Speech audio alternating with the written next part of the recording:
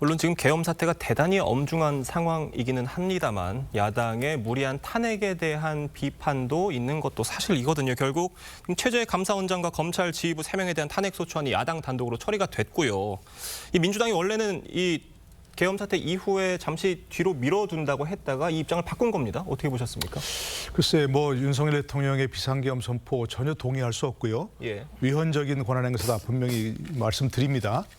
그런데 그 윤석열 대통령의 그 기분, 감정, 그건 조금 이해할 수 있는 부분이 있습니다.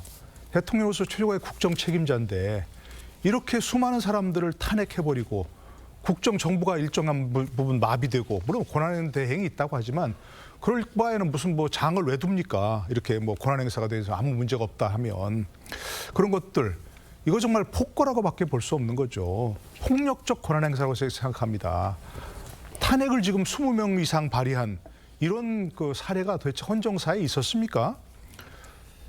비상대권도 국민 대통령에게 주어진 권한이지만 아주 극히 제한적인 경우에 행사해야 됩니다. 그렇죠? 예.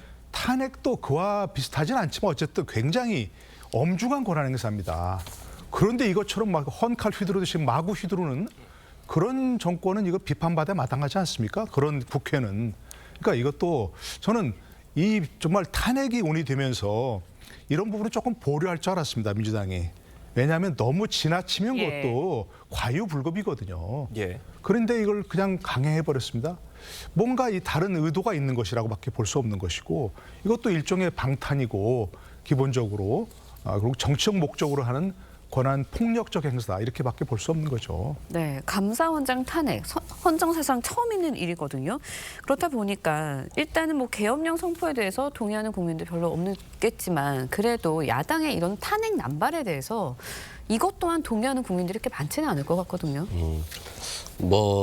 일반적이라면 그렇겠죠. 근데 윤석열 정부에서는 역풍이 없는 정부예요. 결국엔 뭐냐면 대통령의 권위와 신뢰가 떨어지고 웬만큼 하다가 그만둬야 되는 거거든요. 예를 들어서 야당 대표에 대한 수사도 정권 초기에 한 1년 정도 하다가 그만뒀다라고 한다면 국민들께서 조금 이 정도 수사면 괜찮다라고 할 것 같아요. 근데 2년 6개월이 됐잖아요. 근데 지금도 수사하고 있다는 것 때문에 이 정부는 그냥 하는 게 상대방 죽이는 것밖에 없구나. 검찰을 이용해서. 그리고 감사원도 마찬가지예요. 웬만큼 좀 적당히 해야죠. 2년 6개월이 지나도록 전 정부, 문재인 정부 감사만 하고 있잖아요. 그래서 이 정부는 뭘 하는 건 없고 그냥 전 정부 감사만 하고 있구나라고 하는 거니까, 그렇다고 한다면 감사원과 검찰이 중복된 거 아니겠어요? 감사원이 감사하고 그걸 갖다가 또 검찰이 검사하고.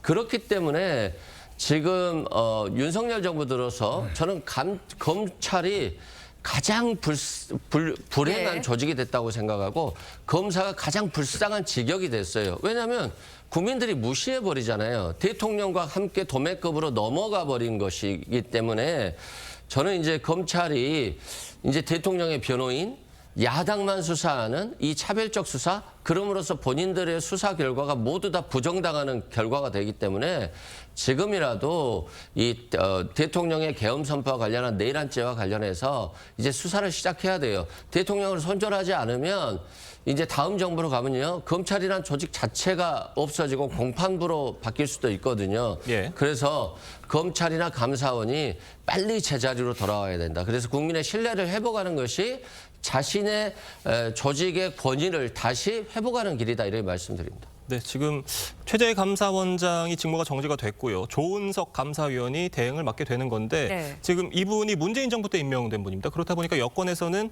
감사원이 이제는 민주당의 칼이 되는 게 아니냐, 이런 걸 우려라고 해야 될까요? 이런 분석들이 나오고 있거든요. 어떻게 보십니까? 제가 볼 때 그런 우려는 하실 필요는 없다는 생각이 들고요. 조은석 감사위원회 성향 자체가 예를 들면 무슨 민주당 성향 이런 게 아니기 때문에 그러니까 이런 모든 문제들을 윤석열 정부 들어와서는요. 그러니까 예를 들면 어느 정당과 친한가의 문제를 모든 것을 판단하는 상황들이 돼버렸습니다. 그러니까 노동열 교수님 말씀처럼 탄핵이든 아니면 거부권이든 매우 절제되게 행사돼야 되고 국민들이 납득 가능할 만한 어떤 내용들을 가지고 제기를 해야 된다는 생각이 분명히 듭니다. 그런 부분 관련해서 감사원장이나 서울중앙지검장에 대한 탄핵 자체가 정당성을 가지고 있는가라는 논쟁이 벌어지는 것 같아요. 근데 그러니까 2년 6개월 동안 보면 반복적인 일이 벌어지고 있습니다. 네. 감사원이 갑자기 소위 전 정권에 대한 감사를 해서 거기서 나온 내용을 가지고 검찰에 수사를 의뢰하고 그 수사 의뢰가 야당과 전 정권 어떤 국무위원들에 대한 다시 한번 수사와 기소, 구속으로 벌어지는 악순환 고리들이 계속 만들어지고 있습니다. 이것 자체들은 감사원 스스로가 헌법기관으로서의 정치적 중립성들을 이미 2년 6개월 동안 훼손해 왔고 그 훼손의 중심에 누가 있느냐?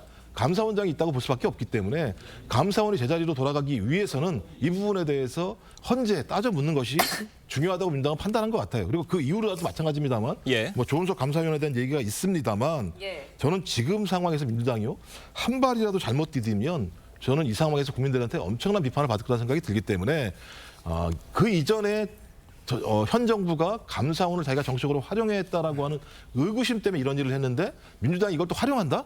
전 그렇다면 민주당이 오히려 국민들에게 엄청난 비판에 직면하게 될 거라고 생각합니다. 네, 뭐 마찬가지로 지금 이창수 서울중앙지검장도 직무 정지가 됐고요. 이 효력을 멈춰달라는 취지로 가처분 신청을 낼 예정인 걸로 알려졌는데 헌재가 이 가처분 받아들일 걸로 보십니까? 뭐 그건 아직 확정될 수 없죠. 뭐 어떤 예상을 할 수는 없는데 예. 일반적으로 헌법재판소는 가처분 잘 안 받아들입니다.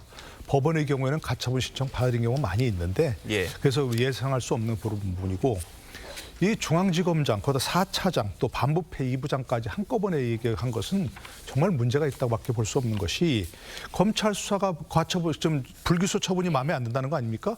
그러면 법적 절차가 있습니다. 항고, 재항고가 있고 또 많으면 재정신청까지 할 수 있거든요. 네. 그건 절차를 밟고 있습니다. 민주당이 지금. 항고해놨고. 그런데 갑자기 탄핵을 한다? 이건 정말로 정치적 목적인 탄핵이다. 이렇게밖에 말씀드릴 수 없는 겁니다. 네. 네, 알겠습니다. 오늘 말씀은 여기까지 듣도록 하겠습니다. 감사합니다. 고맙습니다.